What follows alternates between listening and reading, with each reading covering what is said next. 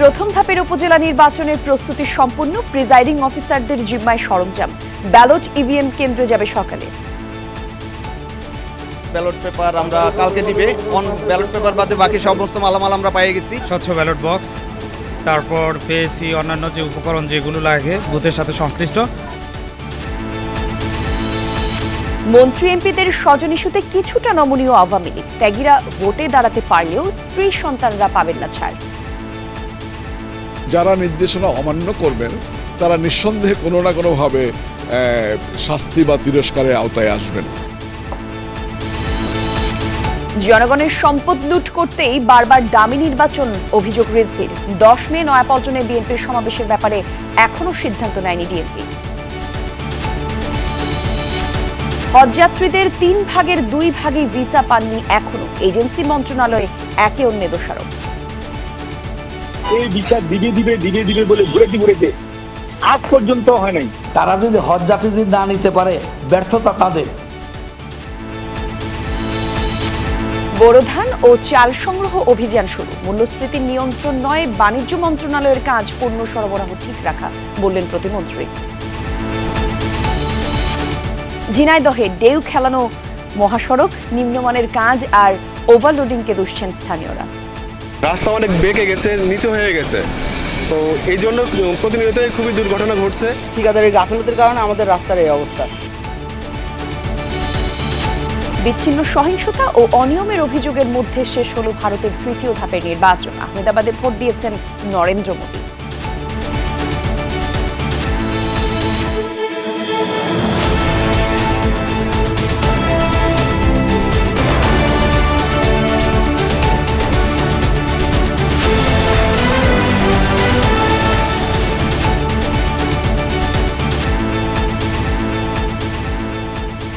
আমন্ত্রণ সন্ধ্যার বাংলাদেশে আপনাদের সঙ্গে আমি জান্নাতুল কুলি আছি। এতক্ষণ দেখছিলেন সংবাদের শিরোনাম, জানাবো বিস্তারিত। কাল প্রথম ধাপের উপজেলা পরিষদ নির্বাচনের ভোট গ্রহণ। এরই মধ্যে প্রিজাইডিং অফিসারদের সব সরঞ্জাম বুঝিয়ে দেওয়া হয়েছে। সেগুলো থানা পর্যায়ে নিয়ে যাওয়া হলেও ব্যালট পেপার এবং ইভিএম কেন্দ্রে যাবে সকালে। ভোট ঘিরে নির্বাচনী এলাকায় জোরদার করা হয়েছে নিরাপত্তা ব্যবস্থা। উপজেলা নির্বাচনের ভোট গ্রহণ কেউ প্রভাবিত করতে চাইলে কঠোর ব্যবস্থার হুঁশিয়ারি দিয়েছেন সিসি। নির্বাচনী সরঞ্জাম নিতে সকাল থেকে রিটার্নিং কর্মকর্তার কার্যালয়ে জড়ো হন প্রিজাইডিং ও সহকারী প্রিজাইডিং অফিসাররা। ভোট গ্রহণের জন্য তাদের কাছে বুঝিয়ে দেওয়া হয় স্বচ্ছ ব্যালট বাক্স, ইভিএম, অমোচনীয় কালি, ভোটার তালিকা ও রেজিস্টার খাতা। ভোটের দিন সকালে পাঠানো হবে ব্যালট পেপার। স্বচ্ছ ব্যালট বক্স, তারপর পেয়েছি অন্যান্য যে উপকরণ যেগুলো লাগে বুথের সাথে সংশ্লিষ্ট, সব কিছু বুঝে পেয়েছি। এখান থেকে কেন্দ্রে যাব, কেন্দ্রে যেয়ে তারপরে কেন্দ্রের সার্বিক যে কাজগুলো আছে, বুথ তৈরি, সমস্ত কাজ করব। ব্যালট পেপার আমরা কালকে দিবে। ব্যালট পেপার বাদে বাকি সমস্ত মালামাল আমরা পেয়ে গেছি। কঠোর নিরাপত্তায় কেন্দ্রে কেন্দ্রে পাঠানো হয় নির্বাচনী সরঞ্জাম। ভোট কেন্দ্রে নিরাপত্তার দায়িত্বপ্রাপ্ত আইন শৃঙ্খলা বাহিনীর সদস্যদের দিক নির্দেশনা দেন ঊর্ধ্বতন কর্মকর্তারা। আমরা কোনো ধরনের ঝুঁকি নিতে চাই না। আমরা সার্বিকভাবে প্রতিটি কেন্দ্রের তাদের যে গুরুত্বের মাত্রা বিবেচনা করে আমরা সেই অনুযায়ী ফোর্স অফিসার নিয়োজিত করেছি। প্রত্যেক কেন্দ্রে আইন শৃঙ্খলা বাহিনীর 19 সদস্য থাকবেন। পার্বত্য এলাকাগুলোর স্পর্শকাতর কেন্দ্রে থাকবেন 21 জন। পুলিশ, র্যাব, বিজিবির পাশাপাশি মাঠে থাকবেন নির্বাহী ম্যাজিস্ট্রেটরা। ভোট সুষ্ঠু করতে সব ধরনের ব্যবস্থা নেওয়া হয়েছে বলে জানিয়েছেন রিটার্নিং কর্মকর্তারা। আমরা কোনো ভোট কেন্দ্রকেই আমরা সাধারণ হিসেবে গণনা করতেছি না। আমরা সবই আমাদের কাছে গুরুত্বপূর্ণ।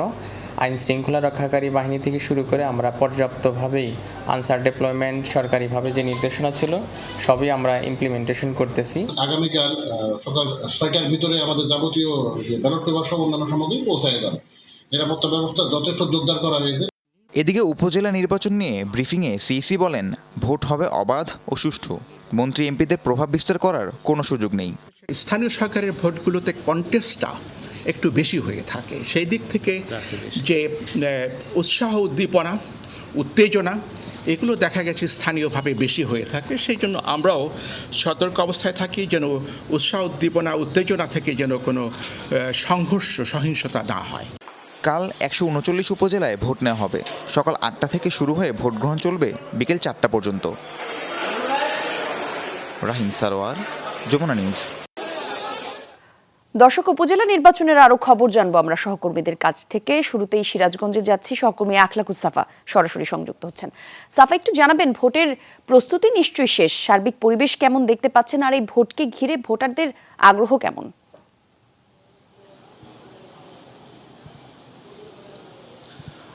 কলি, আমি সিরাজগঞ্জের যে 3টি উপজেলায়, সদর উপজেলা সহ 3টি উপজেলায় যে আগামীকালকের যে উপজেলা পরিষদ নির্বাচনের ভোট গ্রহণ হচ্ছে, তারই একটি কেন্দ্রে আছি। এখানে সদর উপজেলায় মোট 171টি কেন্দ্র, তার মধ্যে এখানে আছে, আমি এখন যেখানে আছি এখানে মোট দুটি কেন্দ্র এবং আগে আপনাকে বলে রাখি, এই 3টি উপজেলায় ভোট হচ্ছে ইভিএমে এবং এরই মধ্যে প্রস্তুতির যে অংশ সেটি আপনি বলছিলেন যে কেন্দ্রের প্রতিটি রুমে অর্থাৎ প্রতিটি কক্ষে কক্ষে যে ভাবে ব্যবস্থাপনা করার দরকার সেগুলো সবই করা হয়েছে। এখন যে ইভিএম ডিভাইসগুলো পাঠানো হয়েছে সেই ডিভাইসগুলোর সবগুলো ফাইনাল চেক যেটাকে বলা হয় সেটি নিশ্চিত করা হচ্ছে এবং সেগুলো যারা প্রিজাইডিং অফিসার এবং সহকারী প্রিজাইডিং অফিসার হিসেবে যারা দায়িত্ব পালন করবেন তারা এবং পোলিং অফিসার হিসেবে আগামীকাল সকালবেলা যারা আসবেন তাদেরকে কিভাবে তাদের যে রেজিস্ট্রেশন করা হবে, তাদেরকে ফর্ম ফিল আপ করা হবে, এই বিষয়গুলো নিয়ে প্রিজাইডিং অফিসার বসেছেন এবং নির্বাচনের যে সরঞ্জামগুলো আছে সেগুলো কিন্তু কেন্দ্রে সবগুলো কেন্দ্রেই মোটামুটি আমি দেখেছি যে এরকম। এবং যেই এলাকাগুলো চর এলাকা আছে সেই চর এলাকাগুলোতেও কিন্তু কিছুটা হয়তো সময় লাগবে, তবে হয়তো আর 1 থেকে 2 ঘন্টার মধ্যেই সবগুলো সম্পন্ন হয়ে যাবে। আপনি জানেন যে এখানে 5 জন চেয়ারম্যান প্রার্থী, তাদের মধ্যে 2 জনের মধ্যে সবচেয়ে বেশি হাড্ডাহাড্ডি লড়াইয়ের সম্ভাবনা এবং সেই সম্ভাবনার সাথে সাথে একটি ক্ষেত্রও তৈরি হচ্ছে। বর্তমান চেয়ারম্যান আছেন এবং একই সঙ্গে আরেকজন আছেন, তিনি যুবলীগের আহ্বায়ক। তাদের মধ্যেই মূলত হাড্ডাহাড্ডি লড়াইয়ের যে বাস্তবতা সেটি তৈরি হয়েছে ভোটের মাঠে, সেটি কিন্তু একটি ফ্যাক্টর বলা যায় সদর উপজেলার ক্ষেত্রে। এবং আজকে যে একটি বড় ঘটনা ঘটেছে, যে ঘটনাটি হচ্ছে যে একজন প্রার্থীর পক্ষে বৈঠক করার দায়ে 5 জন প্রিজাইডিং অফিসার তাদেরকে কিন্তু গ্রেপ্তার করা হয়েছে এবং গ্রেপ্তার করার পর যে 20 জন প্রিজাইডিং অফিসারের যে তালিকা ছিল সেই তালিকা থেকে সেই 20 জনকেই কিন্তু সরিয়ে নতুন 20 জন প্রিজাইডিং অফিসারকে নিয়োগ দেওয়া হয়েছে এই সদর উপজেলার জন্য। এটি কিন্তু সদরের আজকে বলা যায় মোটামুটি ভোটের মাঠে বেশ বড় সড়ো আলোচনার একটি বিষয়। এছাড়াও আছে বেলকুচি উপজেলা, তাছাড়াও আছে কাজীপুর উপজেলা, সেখানেও একটিতে বেলকুচিতে 97টি কেন্দ্র এবং কাজীপাড়ায় আছে 122টি কেন্দ্র এবং সবগুলোতেই বলা যায় 3টি উপজেলায় চেয়ারম্যান পদে কিন্তু বেশ হাড্ডাহাড্ডি লড়াইয়ের যে ক্ষেত্র সেটিও তৈরি করা আছে। আইন শৃঙ্খলা রক্ষাকারী বাহিনী প্রস্তুত আছে, এখন পর্যন্ত মাঠে দেখেছি। অনেক ধন্যবাদ আপনাকে সাফা। দর্শক, আমাদের আরেক সহকর্মী আমাদের সঙ্গে যোগ দিয়েছেন, মৌলভীবাজার থেকে আছেন রাসেল আহমেদ আমাদের সঙ্গে। রাসেল, আপনার কাছে জানতে চাই, নির্বাচনী আমেজ কেমন দেখতে পাচ্ছেন মৌলভীবাজারে? একই সাথে প্রার্থী, এলাকাবাসী, ওনাদের প্রত্যাশা, আগ্রহ কেমন দেখছেন এই নির্বাচনকে কেন্দ্র করে? কলি, মৌলভীবাজারের 7টি উপজেলা, এখানকার এর মধ্যে 3টিতে প্রথম ধাপে ভোট হচ্ছে, এরপরে অন্যান্য ধাপে আরও বাকি 4টি উপজেলায় ভোট হবে। আপনি যেটি জানতে চেয়েছিলেন, অর্থাৎ এই 3 উপজেলায় কুলাউড়া, জুরি এবং বড়লেখা, এই 3টি উপজেলার ক্ষেত্রে আসলে সাধারণ মানুষের মধ্যে উৎসাহ যেটি দেখা যায় স্থানীয় নির্বাচনের ক্ষেত্রে সেটি অত একটা দেখিনি। এর একটি কারণ যেটি এলাকাবাসীর সাথে কথা বলে আমার যেটি মনে হচ্ছে, যেহেতু এখানকার লড়াইটি আসলে একটি দলের মধ্যে, অর্থাৎ আওয়ামী লীগের যারা প্রার্থী রয়েছেন, 3টি উপজেলারই প্রার্থী যারা হয়েছেন, একটিতে 3 জন প্রার্থী, একটিতে 6 জন, আর একটিতে 4 জন প্রার্থী, 3 উপজেলার মধ্যে। এর মধ্যে এই সব প্রার্থীরাই আসলে আওয়ামী লীগের কোনো না কোনো নেতা, কেউ সভাপতি, কেউ সহসভাপতি, কেউ সাধারণ সম্পাদক, অর্থাৎ তারা বিভিন্ন পদ পদবিতে রয়েছেন, প্রবাসী রয়েছেন, যেহেতু এলাকায় প্রবাসীদের একটি প্রভাব রয়েছে। তো সব মিলে সবাই আসলে আওয়ামী লীগের নেতা এবং তাদের মধ্যেই লড়াইটা, ফলে এক দলের মধ্যে লড়াই। সে কারণে সাধারণ মানুষের মধ্যে যে এক ধরনের অন্য সময় ভোটের একটি আকর্ষণ থাকে, অর্থাৎ কে জিতলো, কে হারলো, বা অন্যান্য দলের মধ্যে এক ধরনের সাধারণত চায়ের আড্ডাতেও এই ধরনের অনেক বাকবিতণ্ডা হয়, বিভিন্ন সময় সেটি হয়তো সুখকর বিতর্কও হয়। সেই সব বিষয়গুলো আসলে আমি কম দেখেছি, আমার খুব একটা চোখে পড়েনি। এছাড়া প্রার্থীদের যেই আনাগোনা বা ভোট নিয়ে, যেহেতু রাত পেরোলেই ভোট, একটা আমেজ তো রয়েছেই, যেহেতু আওয়ামী লীগের যারা রয়েছেন তাদের নিজেদের মধ্যে জয়ের একটি আকর্ষণ রয়েছে বা জয়ের প্রত্যাশা রয়েছে, ফলে সেই ধরনের প্রত্যাশা রয়েছে সাধারণ মানুষের মধ্যে। হয়তো মানুষ জানতে চান, যেটি ধারণা করা হচ্ছে স্থানীয় নির্বাচন হওয়ার কারণে জাতীয় নির্বাচনের তুলনায় হয়তো কিছুটা ভোট বেশি পড়তে পারে, প্রার্থীরা নিজেরাই হয়তো চাইবেন ভোটের কাস্টিং যেন বেশি হয়, এমনটি বোঝা যাচ্ছে এখন পর্যন্ত। অনেক ধন্যবাদ আপনাকে তারেক। উপজেলা নির্বাচনে মন্ত্রী এমপিদের স্বজন সন্তানদের প্রার্থী হওয়ার বিষয়ে কিছুটা নমনীয় আওয়ামী লীগ সভাপতি প্রধানমন্ত্রী শেখ হাসিনা। বলছেন, স্বজনদের মধ্যে ত্যাগী কর্মীরা দাঁড়াতে পারবেন ভোটে, তবে স্ত্রী সন্তানদের বিষয়ে কোনো ছাড় নাই। এদিকে দলীয় সিদ্ধান্ত অমান্য করে এখনো মাঠে কয়েকজন মন্ত্রী এমপির সন্তান, এমনকি কোথাও কোথাও এমপি পুত্র বিনা প্রতিদ্বন্দ্বিতায় বিজয়ী। যারা সিদ্ধান্ত মানছেন না তাদের বিরুদ্ধে দলীয় ব্যবস্থা নেওয়া হবে, যার প্রতিফলন থাকবে ভবিষ্যৎ রাজনীতিতে। তাওহিদ মিথুনের রিপোর্ট। উপজেলা নির্বাচনের প্রার্থিতা নিয়ে আওয়ামী লীগের ভেতরে এখনো চলছে আলোচনা সমালোচনা। সামনেই প্রথম ধাপের নির্বাচন, শুরু হয়েছে দ্বিতীয় ধাপের মনোনয়ন প্রক্রিয়া, কিন্তু এখনো কিছু মন্ত্রী এমপি সন্তান স্বজনরা প্রার্থী হয়ে আছেন ভোটের মাঠে। এ বিষয়ে দলীয় সভাপতির নির্দেশনা ছিল আগে থেকেই। সবশেষ বৃহস্পতিবার সংসদীয় দলের সভায় মুখ খোলেন প্রধানমন্ত্রী। জোর দিয়ে বলেন, মন্ত্রী এমপির স্ত্রী সন্তানরা প্রার্থী হতে পারবেন না। দীর্ঘদিনের ত্যাগী নেতা ছাড়া অন্যদের প্রার্থী হতে নিরুৎসাহিত করেছেন। এরপরও ভোটের মাঠে আছেন কয়েকজন মন্ত্রী এমপি সন্তান ও স্বজনরা। সম্প্রতি নোয়াখালীতে উপজেলা চেয়ারম্যান ভাইস চেয়ারম্যান পদে প্রার্থী হয়েছেন আওয়ামী লীগ সাধারণ সম্পাদক ওবায়দুল কাদেরের ভাই ভাগিনা। মাঠে পুরোদমে প্রচারণা চালাচ্ছেন এমপি একরাম চৌধুরীর পুত্র। মাদারীপুরে উপজেলা চেয়ারম্যান প্রার্থী দলের প্রেসিডিয়াম সদস্য স্থানীয় এমপি শাহজাহান খানের ছেলে। তাদের দাবি, নিজ যোগ্যতাতেই হয়েছেন প্রার্থী। স্বজনদের মধ্যে ছেলে মেয়ে স্ত্রী এই তিনজন করতে পারবে না, তারপরে তো অনেকে করে। আমার বেলা কেন এই অবস্থা? তো আমি তো বাগিনা হিসাবে রক্তের মধ্যে পড়ি না, আত্মীয়তার মধ্যে পড়ি না। আত্মীয় হই, নিকট আত্মীয়ের মধ্যে পড়ি না, তা আমি নির্বাচন করতে পারবো। আমার আব্বা যেভাবে আপনাদের সেবা করেছে, আপনাদের জন্য কাজ করেছে, উপজেলার জন্য কাজ করেছে, ঠিক সেভাবেই আমি আপনাদের জন্য কাজ করতে চাই। সমাজের সকল পর্যায়ের মানুষের মধ্যেই একটি উচ্ছ্বাস দেখতে পাচ্ছি, আনন্দ দেখতে পাচ্ছি আমি নির্বাচনে নামার পর থেকে। দলের সাধারণ সম্পাদক এরই মধ্যে স্পষ্ট করেছেন, যারা সিদ্ধান্ত মানছেন না তাদের প্রতি দলের সমর্থন নেই। আমার স্বজনও একজন প্রার্থী হয়েছে আমার নিজের উপজেলা, তো সেখানে প্রশ্নটা হচ্ছে আমার এই প্রার্থীটার পেছনে সমর্থন আছে কিনা, সম্মতি আছে কিনা, আমি তার পক্ষে প্রশাসন বা নির্বাচনকে প্রভাবিত করার চেষ্টা করছি কিনা। আওয়ামী লীগের নীতি নির্ধারকদের দাবি, দলের প্রধানের সিদ্ধান্তের প্রতি সম্মান জানিয়ে এরই মধ্যে অনেক মন্ত্রী এমপি সন্তান স্বজনরা ভোটের মাঠ থেকে সরে গেছেন। যারা কোথাও রাজনীতি করে না, শুধুমাত্র বিশিষ্ট পদধারীদের সন্তান হওয়ার কারণে, স্ত্রী হওয়ার কারণে তারা যদি নির্বাচন করেন, এটিকে দৃষ্টিকটু দেখায়। এবং আমাদের আওয়ামী লীগের মূল শক্তিটাই হচ্ছে আমাদের তৃণমূল, যারা জমি বিক্রি করে আওয়ামী লীগ করেছেন, ফসল বিক্রি করে আওয়ামী লীগ করেছেন, নিজের পরিবারকে বঞ্চিত করে আওয়ামী লীগ করেছেন। এই মানুষগুলো একটু মর্যাদা চায়। সিদ্ধান্ত অমান্যকারীদের বিরুদ্ধে কি ধরনের ব্যবস্থা নেওয়া হবে সে নিয়েও কথা বলেন আওয়ামী লীগের এই নেতা। আসলে রাজনৈতিক দল আওয়ামী লীগ একটি পরিবার, এখানে শাস্তির নানাবিধ সিস্টেম আছে। এখানে কোনো শাস্তি প্রকাশ্য হয়, কোনো শাস্তি অপ্রকাশ্য হয়। তো যারা নির্দেশনা অমান্য করবেন তারা নিঃসন্দেহে কোনো না কোনোভাবে শাস্তি বা তিরস্কারের আওতায় আসবেন। আলোচনা সমালোচনা আর শঙ্কা কাটিয়ে উপজেলা নির্বাচন অংশগ্রহণমূলক করতে মন্ত্রী এমপিদের প্রভাবমুক্ত ভোট আয়োজনের দাবি জানিয়েছেন প্রার্থীরা। তাওহিদ মিথুন, যমুনা নিউজ, ঢাকা। আগামীকাল যেসব উপজেলায় জালিয়াতির নির্বাচন হবে, জনগণ নির্বাচনে যাবে না, এমন মন্তব্য করেছেন বিএনপির সিনিয়র যুগ্ম মহাসচিব রিজভী আহমেদ। সকালে বনানী এলাকায় মহিলা দলের উদ্যোগে লিফলেট বিতরণকালে এসব কথা বলেন তিনি। বলেন, অবৈধভাবে জনগণের সম্পদ লুটপাট করতেই বারবার ডামি ও প্রহসনের নির্বাচন করতে চাচ্ছে সরকার। রিজভী বলেন, একজন উপজেলা চেয়ারম্যান শত শত বিঘা সম্পদের মালিক, তাদের আয় বেড়েছে 1200 থেকে 1800 গুণ। তিনি বলেন, এসব ডামি প্রতারণা নির্বাচনের সাথে জনগণ নেই। আওয়ামী লীগ নেতাদের কথায় জনগণ সাড়া দিচ্ছে না। জাতীয়তাবাদী মহিলা দলের সাধারণ সম্পাদিকা সুলতান আহমেদের উদ্যোগে বনানী কবরস্থান থেকে এয়ারপোর্ট রোড পর্যন্ত উপজেলা নির্বাচন বর্জনের লিফলেট বিতরণ করেন বিএনপি। একজন উপজেলা চেয়ারম্যান 100 বিঘার বেশি জমি করেছেন, খবরের কাগজে এসেছে মাত্র 2টার ক্ষমতায় থেকে। অনেকে 12,000 গুণ, 18,000 গুণ সম্পত্তি করেছে। এই কারণে জনগণকে বাদ দিয়ে, বিরোধী দলের অংশগ্রহণকে বাদ দিয়ে পাতানো দামি নির্বাচন তারা করতে যাচ্ছে। জনগণ এই নির্বাচনে অংশগ্রহণ করবে না।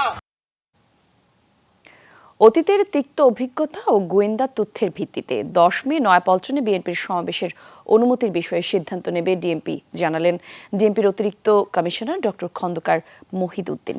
দুপুরে ডিএমপির হেডকোয়ার্টারে সাংবাদিকদের জানান, জনগণের নিরাপত্তা এবং স্বাভাবিক জীবনযাত্রার কথা মাথায় রেখে যে কোনো বিষয়ে সিদ্ধান্ত গ্রহণ করে ডিএমপি। তাই সবকিছু বিবেচনা করেই জনসমাবেশের সিদ্ধান্ত নেওয়া হবে বলে জানান তিনি। এ সময় 28 অক্টোবরের তিক্ত অভিজ্ঞতা উল্লেখ করে ডিএমপি অতিরিক্ত কমিশনার বলেন, যেহেতু পল্টন এলাকার আশেপাশের বেশ কিছু গুরুত্বপূর্ণ স্থাপনা রয়েছে, তাই পল্টন এলাকায় জনসমাবেশ না করার বিষয়ে ইতিপূর্বেও একাধিকবার সংশ্লিষ্ট সংগঠনের কাছে জানিয়েছিলেন তারা। যে কোনো কার্যক্রম চলুক সেই জায়গাতেও আমরা কিন্তু মোস্টলি পজিটিভ থাকি। আমরা সে কারণেই কিন্তু আমরা যদি কখনো কিছু ব্যত্যয় হয়ে থাকে আমরা ইগনোর করে থাকি, কিন্তু সেই সাথে সাথে কিন্তু আমরা প্রত্যাশা করি যে শর্তগুলো যাদেরকে দিয়েছি তারা অত্যন্ত দায়িত্বশীল জায়গায় আছে, দায়িত্বশীল সংগঠনে আছে, তারা যেন তাদের সম্মান রক্ষা করার জন্য তারা যেন এই শর্তগুলো মেনে চলেন। প্রকল্প গ্রহণের আগে তা জনগণের কল্যাণে কতটুকু কাজে লাগবে তা বিবেচনা করার নির্দেশ দিয়েছেন প্রধানমন্ত্রী শেখ হাসিনা। গণভবনে স্মার্ট বাংলাদেশ 2041 বিনির্মাণে সড়ক এবং জনপথ অধিদপ্তরের কার্যক্রম রূপরেখা সংক্রান্ত উপস্থাপনা অবলোকনকালে এই নির্দেশ দেন তিনি। বলেন, প্রত্যেকটা প্রকল্পের ক্ষেত্রে কতটুকু উন্নতি হবে, কতটুকু দেশের মানুষের কাজে লাগবে সেই বিবেচনা আগে করতে হবে। প্রধানমন্ত্রী আরও বলেন, প্রত্যেকটা প্রকল্পের আমাদের অর্থনৈতিক কর্মকাণ্ড কতটুকু গতিশীল হবে এবং এর ফলাফল কি হবে তা নিয়ে গবেষণা করতে হবে। সঠিকভাবে পরিকল্পনার মাধ্যমে দেশের উন্নয়ন দ্রুত সম্ভব বলে জানান তিনি। এখন আমাদের সময় এসেছে উন্নয়নটা যেন আমরা এমনভাবে করি যে আমাদের সক্ষমতাও বাড়বে, পরনির্ভরশীলতা কমবে, কিন্তু আমরা কাজ করে কাজের মাধ্যমে তার ফলাফলটা মানুষের কাছে পৌঁছাতে পারবো। এখন আমাদের সময় এসেছে যে 2021 থেকে 41, এটা মাথায় রেখে যে পরিকল্পনা আমাদের নিতে হবে, প্রত্যেকটা পরিকল্পনায় সকলের আগে এটাই মাথায় নিতে হবে যে আমরা এই সেতুটা করলে আমাদের অর্থনৈতিক কর্মকাণ্ড কতটুকু গতিশীল হবে। আন্তর্জাতিক অভিভাবক সংস্থা IOM-কে বাংলাদেশে আশ্রয় দেয় রোহিঙ্গাদের সহায়তার জন্য নতুন উৎস থেকে আরও তহবিল সংগ্রহের আহ্বান জানিয়েছেন প্রধানমন্ত্রী শেখ হাসিনা। সকালে IOM-এর মহাপরিচালক অ্যামি পোপ প্রধানমন্ত্রীর সঙ্গে সৌজন্য সাক্ষাতে এই আহ্বান জানান তিনি। সাক্ষাতে প্রধানমন্ত্রী বলেন, রোহিঙ্গাদের সহায়তার জন্য তহবিল কমে যাওয়ায় বাস্তুচ্যুত মিয়ানমারের নাগরিকদের সহায়তার জন্য আরও তহবিল সংগ্রহের জন্য IOM-এর নতুন অংশীদারদের সন্ধান করা উচিত। গণভবনে এই সাক্ষাতে প্রধানমন্ত্রী IOM-কে ভাষান্তরে রোহিঙ্গাদের স্থানান্তর করতে সহায়তা করার জন্য বলেছেন, কারণ সেখানে শিক্ষা, স্বাস্থ্যসেবা, পরিষেবা এবং কর্মসংস্থান সহ সব সুযোগ সুবিধা সহ 1 লাখ রোহিঙ্গার আবাস তৈরি করা হয়েছে। এ পর্যন্ত প্রায় 30 থেকে 35 হাজার রোহিঙ্গাকে ভাষান্তরে স্থানান্তরিত করা হয়েছে। বুধবার মধ্যরাতে যাত্রা করবে বছরের প্রথম হজ ফ্লাইট, কিন্তু নিবন্ধিত যাত্রীদের 3 ভাগের 2 ভাগই এখনও ভিসা পাননি। এই জটিলতা নিয়ে মন্ত্রণালয় হজ এজেন্সিগুলোকে পরস্পরকে দায়ী করছে, তবে দুপক্ষই বলছে ভিসা নিয়ে শেষ পর্যন্ত কেটে যাবে। ধর্মমন্ত্রী জানিয়েছেন, এবার সরকারি খরচে 40% কম কর্মকর্তা এবং কর্মচারী হজ যাচ্ছেন। পবিত্র হজ পালনের জন্য বাংলাদেশ থেকে এবার 1,27,000 হজযাত্রীর কোটা ছিল, তবে নিবন্ধন করেছেন কম 85,085 জন। এর মধ্যে সবশেষ তথ্য অনুযায়ী ভিসা পেয়েছেন মাত্র 30,000-এর মতো। এ অবস্থায় বুধবার হজ কার্যক্রমের উদ্বোধন করছেন প্রধানমন্ত্রী শেখ হাসিনা। আর এদিন দিবাগত রাত 4টায় যাত্রা করবে 228টি হজ ফ্লাইটের প্রথমটি। ধর্ম মন্ত্রণালয় ও হাব বলছে শেষ পর্যন্ত ভিসা সমস্যা হবে না। মঙ্গলবার শেষ দিনে এসে 11 মে পর্যন্ত ভিসা ইস্যুর মেয়াদও বাড়িয়েছে সৌদি সরকার। অনেকে অ্যাপিল করে সময় পেয়েছি, তারপর উনি 4 দিন বৃদ্ধি করেছেন 11 মে পর্যন্ত। তো এই 4 দিনের মধ্যে কি বাকি 50,000 হয়ে যাবে? হ্যাঁ, এগুলো আমাদের আশা করি হয়ে যাবে। আমাদের ওই যে কিছু ধরেন সবগুলি ছোটখাটো সমস্যা ছিল, ওনাদের এন্ডেও কিছু সমস্যা ছিল। সৌদির স্বার্থে সৌদি নিবে, লাভ কিন্তু সৌদি সরকারের। বিচার দেওয়ার দায়িত্ব তাদের। তারা যদি হজ যাত্রী যদি না নিতে পারে, ব্যর্থতা তাদের। তবে আমি এটুকু বলতে পারি যে আমাদের পক্ষ থেকে এবং সৌদি গভর্নমেন্টের পক্ষ থেকে সব হজযাত্রী সঠিক সময়ে যাবে, সঠিক সময়ে ভিসা। হজ এজেন্সিগুলোর বাসা ভাড়ার দীর্ঘসূত্রিতা শেষ দিকে এসে কার্যক্রম শুরুর কারণে ভিসা সংকট হয়েছে বলে মনে করে মন্ত্রণালয়, যদিও হাব বলছে উল্টো কথা। ভিসার জন্য প্রধান শর্ত হলো বাড়ি ভাড়া করতে হবে, আর বাড়ি ভাড়া করতে হলে এজেন্সিকে সৌদি আরবে যেতে হবে এবং তার টাকা নিতে হবে। সৌদি আরবে এজেন্সিদেরকে পাঠানোর দায়িত্ব ধর্ম মন্ত্রণালয়ের, টাকা প্রেরণের দায়িত্ব ধর্ম মন্ত্রণালয়ের, পাঠানোর জন্য যে ভিসা দিতে হয় এটাকে বলে মোনাজ্জেম ভিসা। ধর্ম মন্ত্রণালয় এই ভিসা দিবে বলে ঘুরেতে আজ পর্যন্ত হয় নাই। অতীতের প্রস্তুতির চাইতে এবারের প্রস্তুতি একটু ভিন্ন, কারণ আমরা খতিয়ে দেখেছি কোথায় কোথায় কি ত্রুটি আছে। সবাই যাতে যেতে পারে, একজনও যেন না থাকে, সেটা তো যা ব্যবস্থা নেওয়ার আমাদের নেওয়া আছে। এদিকে সরকারি খরচে এবছর হজে যাচ্ছেন ৩৩৮ জন সরকারি কর্মকর্তা কর্মচারী। যদিও এভাবে ফ্রিতে যেতে আবেদন পড়েছিল ৪,০০০-এর বেশি। মন্ত্রী বলছেন প্রয়োজন ছাড়া কেউ যেতে পারছে না এবার। একজন বলেছিল যে আপনার পিয়ন যাচ্ছে কেন, তাহলে সরি কিছু মনে করেন না, আমার এখানে পিয়নে যে কাজটা করে ওখানে তো পিয়নে সেই কাজটাই করবে। এবং আমাদের মক্কায়, জেদ্দায়, মদিনায় 3 জায়গায় তো দিতে হবে, 3 ভাগে বিভক্ত হবে। 3 জায়গায় বিভক্ত করে দিলে কত লোক দরকার সে তো আর এই হিসাবটা বুঝে না, হয়তো অনেকে সে কারণে বলে এটা। আমরা আগের চাইতে 111 জন আমরা কম নিচ্ছি। ধর্মমন্ত্রী জানিয়েছেন সুষ্ঠু ব্যবস্থাপনার স্বার্থে ভবিষ্যতে সরকারিভাবে বেশি হজযাত্রী পাঠানোর পরিকল্পনা আছে সরকারের। আলমগীর স্বপন, যমুনা নিউজ, ঢাকা। বোরো ধান ও চাল সংগ্রহ অভিযান শুরু করেছে খাদ্য মন্ত্রণালয়।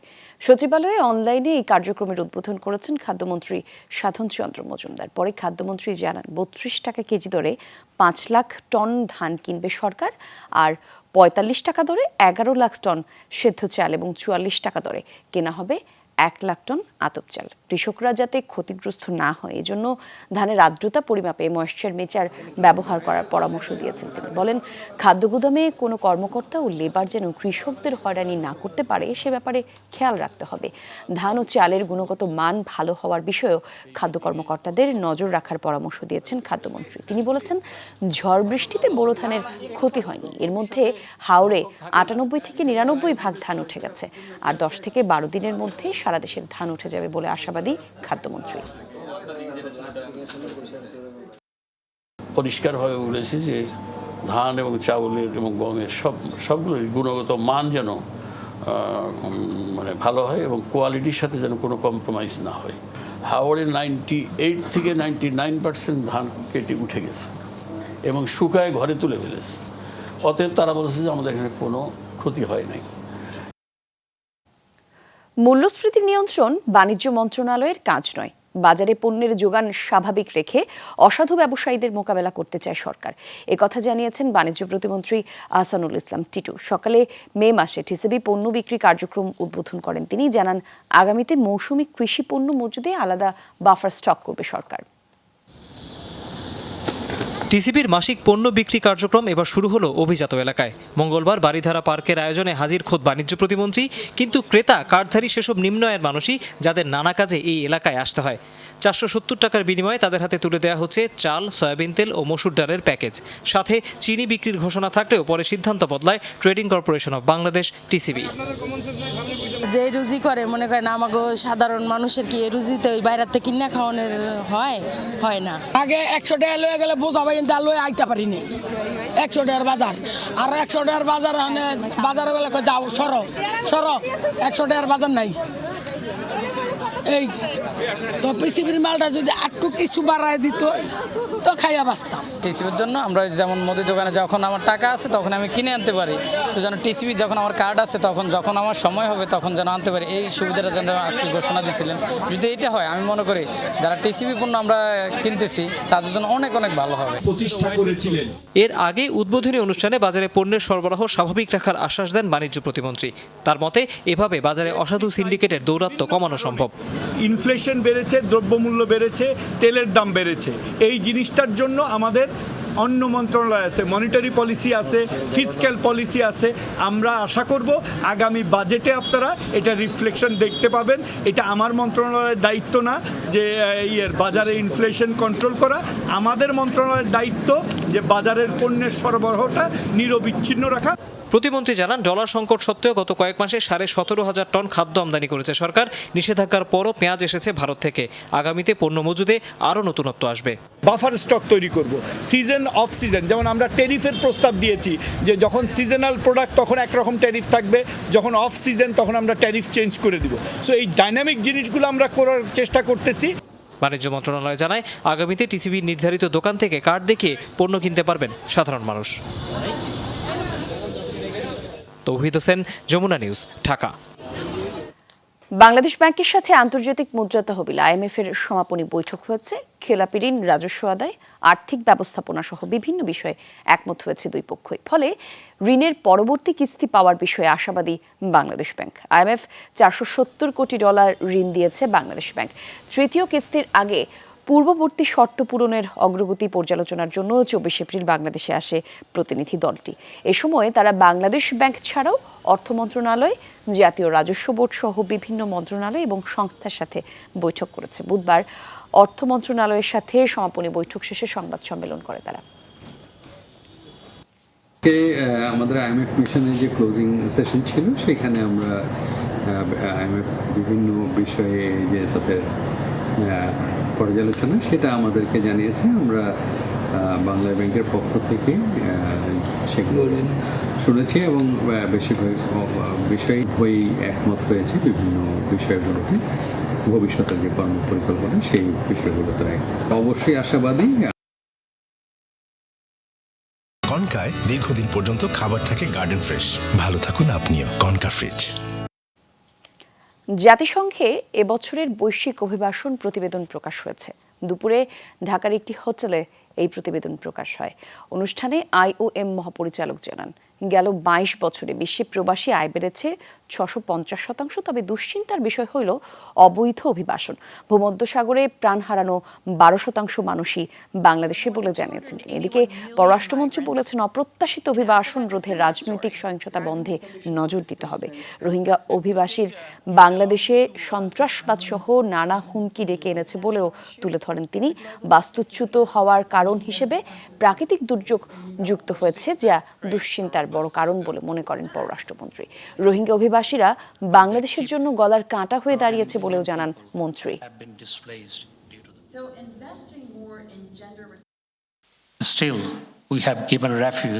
মিয়ানমার থেকে বাস্তুচ্যুত রোহিঙ্গা যারা বাংলাদেশে এসেছে তাদের কারণে নানান ধরনের সমস্যা তৈরি হয়েছে। এখানে রোহিঙ্গা ক্যাম্পগুলো উগ্রবাদের সূতিকাগার হয়ে দাঁড়িয়েছে। মানব পাচার, মাদক ও অস্ত্রের চোরাচালান বেড়েছে। এছাড়াও আমাদের এখানে নিরাপত্তা ঝুঁকি তৈরি হয়েছে এবং পরিবেশের ব্যাপক ক্ষতি হচ্ছে। সাগর মহাসাগরের ঢেউ এখন মহাসড়কে। রাস্তায় বিটুমিনের স্তর ভাঁজ হয়ে তৈরি হয়েছে অদ্ভুত বিভাজক। এতে ঝিনাইদহ যশোর মহাসড়কের একাংশ চলাচলের অনুপযোগী হয়ে পড়েছে। নিম্নমানের কাজ আর ওভারলোডকে এই অবস্থার জন্য দায়ী করছেন স্থানীয়রা। কিছু কিছু বাসের গায়ে লেখা থাকে সড়কে বিমানের ছোঁয়া, কিন্তু এই পথে চলাচলকারী যাত্রীরা পাচ্ছেন সমুদ্রের উত্তাল অনুভূতি। এমন ঢেউ খেলানো সড়ক আর বিভাজকের দেখা মিলবে ঝিনাইদহের বিষয়খালীর বটতলা এলাকায়। গত 4 মাস ধরে এমন অবস্থা হলেও সাম্প্রতিক তাপপ্রবাহে ঝিনাইদহ যশোর মহাসড়কের প্রায় 1200 ফুট অংশ বেহাল হয়ে পড়েছে। প্রতিদিনই ঘটছে ছোট বড় দুর্ঘটনা। রাস্তা অনেক বেঁকে গেছে, নিচু হয়ে গেছে, তো এই জন্য প্রতিনিয়তই খুবই দুর্ঘটনা ঘটছে। তো এটা সংস্কারের জন্য আমরা জোর দাবি জানাচ্ছি, যত দ্রুত সম্ভব যেন এটা দ্রুত সংস্কার করা হয়। চালকরা রসিকতায় এর নাম দিয়েছেন 8 লেনের সড়ক। গাড়ি চালাতে গিয়ে নিয়ন্ত্রণ রাখতে পারছেন না তারা। গাড়ি তো ঠেকানো যাচ্ছে না, অনেক হাই মাল তো, আমি বাইসের পাল্টি খেয়ে যাই, এই হলো সমস্যা। রাস্তায় যে বসে যাচ্ছে, রাস্তা জায়গা জায়গায় নরম পয়েন্ট হয়ে গেছে। এই ছোটো গাড়ি সাইডে দিয়ে গেলে আমাকে সমস্যা হয়। গাড়ি উল্টে যাওয়ার রিক্স, হেভি জাম হচ্ছে, মোটর সাইকেল অটোমেটিক পাল্টি খাচ্ছে, মানে খুবই সমস্যা আর কি। রোডটা সংস্কার হলে আমাদের পক্ষে ভালো হয়। এই অবস্থার জন্য নিম্নমানের কাজ আর ঠিকাদারকে দুষছেন স্থানীয়রা। এটা হচ্ছে ঠিকাদারের গাফিলতির কারণে আমাদের রাস্তার এই অবস্থা, বুঝছেন। আর এখানে এই রাস্তা খারাপের জন্য অহরহ অ্যাক্সিডেন্ট হয় এবং প্রতিনিয়ত 2-1টা অ্যাক্সিডেন্ট হচ্ছে এখানে। এমন দুর্দশার জন্য প্রকৃতিকে দুষছেন সড়ক বিভাগের কর্মকর্তা। আগে এরকমটা হয় নাই, এই বছরই দেখা যাচ্ছে যে এরকম টেম্পারেচারের কারণে অনেক জায়গায় এরকম ডিফেক্ট হচ্ছে। নর্মালি 60-70তে সব জায়গায় আমাদের ব্যবহার করা হয়। তো 60-70তেও যে টেম্পারেচার থাকে তার থেকেই এটা আরও বেশি টেম্পারেচার গ্রো করার কারণে এরকমটা হচ্ছে। প্রায় 16.5 কোটি টাকা ব্যয়ে 2020-21 অর্থ বছরে শুরু হওয়া সড়ক সংস্কার প্রকল্প শেষ হয় গত 10 April. Masud hi tech engineering limited ও জেভি হাসান টেকনোলজি বিল্ডার্স নামের দুটি ঠিকাদারি প্রতিষ্ঠান এই সংস্কার কাজের দায়িত্ব পায়। আমিন বাবু, যমুনা নিউজ। দর্শক, এই মুহূর্তে সংসদ অধিবেশনে কথা বলছেন প্রধানমন্ত্রী শেখ হাসিনা। আমরা সরাসরি যাচ্ছি তার বক্তব্যে। কারণ সেই সময় দেশ চালাচ্ছে কে, সেটাই আমার প্রশ্ন ছিল। যাই হোক, অত কথা বলার সময় নেই। আমি শুধু এটুকু বলবো যে সেদিন আমি খুব কড়া কথা কিছু বলেই তার পরদিন সকালেই পুলিশ হাজির, আর্মি হাজির এবং আমাকে গ্রেপ্তার করে। সংসদ ভবনের একটা, তখন ওটা প্রায় পরিত্যক্ত অবস্থায় ছিল, সেখানে আমাকে নিয়ে আসে। সমস্ত একদম করা, মানে ওখানে আমি বলবো ফাঙ্গাস পড়া, খুবই নোংরা, ওরকম একটা জায়গায় নিয়ে এই সংসদ ভবনের বিল্ডিং তখন অনেকটা পড়েছিল, সেখানে এনে আমাকে বন্দি করে রাখে।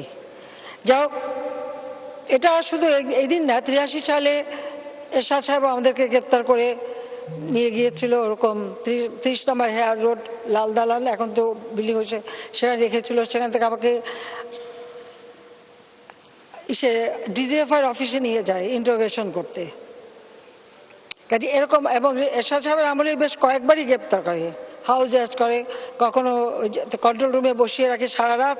আমি, মতি আপা, সাহারা আপা আজকে নেই, আমাদের তিনজনকে একসাথে নিয়ে যায়। তো এরকম বারবার গ্রেপ্তারও হয়েছি, অনেক বাধা, সরাসরি গুলি, বোমা, গ্রেনেড সব কিছু অতিক্রম করেই আজকে এখানে এসে জনগণের সেবা করতে পারছি। সেই জন্য আমি শুধু দাঁড়িয়েছি বাংলাদেশের জনগণের প্রতি আমার কৃতজ্ঞতা জানাতে আমার দলের নেতা কর্মী আজকে অনেকেই বেঁচে নাই, তারা সব কিছু রক্তচক্ষু উপেক্ষা করে, এবং সাধারণ জনগণ তারা সেই দিন যে গিয়েছিলেন, যার জন্য আমি দেশে ফিরে আসতে পেরেছি, এবং আমি প্রতিজ্ঞা করেছি আমি ফিরে আসবই। তো আমি সেভাবে আসছি। 17ই মে ওইভাবে এসেছিলাম প্রায় 6 বছর পর, আর 7ই মে এসেছিলাম 2007 সালে। যাই হোক, আমি সবার প্রতি কৃতজ্ঞতা জানাই, এবং আজকে দিনে আমি জাতির পিতা বঙ্গবন্ধু শেখ মুজিবের প্রতি শ্রদ্ধা জানাই। এটুকু বলবো যে বাবা মা আমাদেরকে শিখিয়েছেন সাহসের সাথে এগিয়ে চলা, এবং সেই সাহসের সাথে এগিয়ে চলে জনগণের জন্য কাজ করা, এবং সেটা আমি করে যাচ্ছি। এবং এর জন্য আমার দেশবাসীর প্রতি আমার কৃতজ্ঞতা জানাতে আমি উঠেছি, যে আমি আমার দেশের মানুষের প্রতি আমার কৃতজ্ঞতা জানাই, যে আমার আর কিছুই ছিল না, বাবা মা ভাই সব হারিয়ে একমাত্র দেশের মানুষই আমার একমাত্র শক্তি এবং প্রেরণা। আমি সেই শক্তি নিয়েই এগিয়ে যাচ্ছি, এবং বাংলাদেশ এগিয়ে যাচ্ছে, বাংলাদেশ এগিয়ে যাবে, এটাই আমার কথা। বাংলাদেশ এগিয়ে যাবে, বাংলাদেশকে জাতির পিতার স্বপ্নে বাংলাদেশ করব। আজকে দিয়ে সেই কথা বলি। আর সবচেয়ে বড় কথা, আমি যখন বন্দী ছিলাম, আমার ছোট বোন রেহানা, সে রাজনীতি করে না, সামনে নেই, কিন্তু সে অসাধ্য সাধন করতে পারে। প্রত্যেকটা জেলা উপজেলা সকল নেতা কর্মী সকলের সঙ্গে যোগাযোগ রেখেছে, এবং সে ওই লন্ডনে বসেই সে কাজ করেছে। কাজে তার জন্য আমার দোয়া। তো সবাইকে ধন্যবাদ। জয় বাংলা, জয় বঙ্গবন্ধু, বাংলাদেশ চিরজীবী। বিচ্ছিন্ন সহিংসতা আর অনিয়মের অভিযোগের মধ্য দিয়েই শেষ হলো ভারতের লোকসভা নির্বাচনের 3য় ধাপের ভোট গ্রহণ। স্থানীয় সময় সকাল 7টায় শুরু হয় ভোটাভুটি, চলে সন্ধ্যা 6টা পর্যন্ত। সবশেষ তথ্যে এই ধাপে 12 রাজ্যের 93 আসনে ভোট গ্রহণ পরে গড় 60% কিছু বেশি। কলকাতা থেকে সহকর্মী সুকান্ত চট্টোপাধ্যায়ের পাঠানো তথ্য ছবিতে থাকছে বিস্তারিত। বিশ্বের সবচেয়ে বড় গণতান্ত্রিক দেশে ভোট উৎসব, আর তাই ভারতের লোকসভা নির্বাচনের 3য় ধাপে মঙ্গলবার সকাল থেকেই কেন্দ্রে কেন্দ্রে ছিল ভোটারদের লাইন। এদিন ভোট হয়েছে গুজরাটের 25 আসনে। রাজ্যের গান্ধীনগর থেকে লড়ছেন হেভিওয়েট প্রার্থী ও বর্তমান স্বরাষ্ট্রমন্ত্রী অমিত শাহ। এছাড়াও কর্ণাটকে 14, মহারাষ্ট্রের 11 ও উত্তরপ্রদেশের 10 আসনে হয়েছে নির্বাচন। এই ধাপে গুজরাটের আহমেদাবাদ থেকে ভোটাধিকার প্রয়োগ করেছেন প্রধানমন্ত্রী নরেন্দ্র মোদী। ভোট দিয়েছেন কংগ্রেস নেতা মল্লিকার্জুন খার্গে। এবারের লোকসভা নির্বাচনে আলোচনায় কম ভোটার উপস্থিতি, আর তাই ক্ষমতাসীন বিরোধী দল সবার কণ্ঠেই ছিল জনগণকে ভোটদানের অনুরোধ আহ্বান। लोकतंत्र के महायज्ञ में দেশবাসীকে আহ্বান জানাবো, দেশের যে প্রান্তেই থাকুন না কেন ভোট দিন, গণতন্ত্রের উৎসব উদযাপন করুন। ভোটারদের উপস্থিতি বেশি হলে তা সরকারের আদর্শ পরিবর্তনে সহায়ক হবে। আপনার ভোটাধিকার প্রয়োগের মাধ্যমে মতামত প্রকাশ করুন।